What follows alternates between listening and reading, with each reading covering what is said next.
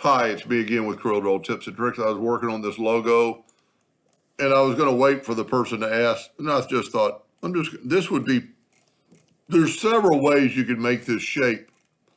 Your first thought would be, use a elongated circle, but by the time you got around to figuring out, I think you'd be worn out.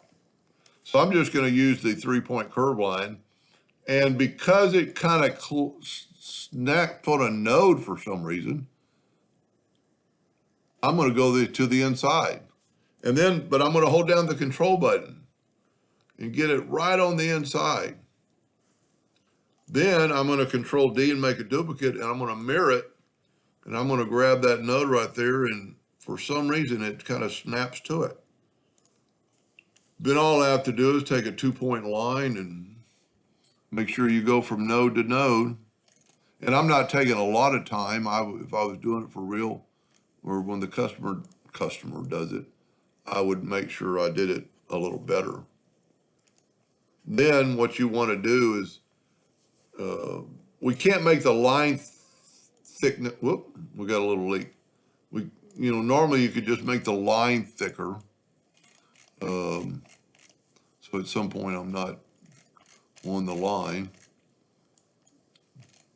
There it is right there. I don't like that. That might, let me go back. Let me nudge that back, just see what I did.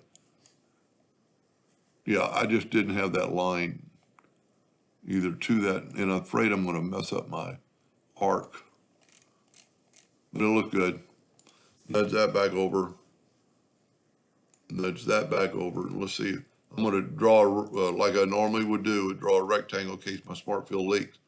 And it does. So I think we're close enough now. Well, we're not. I'm going to move the other line up this time. Now we ought to be close enough. There we go. And then nudge that over and left click, right click. And because we went from the inside of the circle, we really can't make this, it'd be nice to go, well, it's 16 points.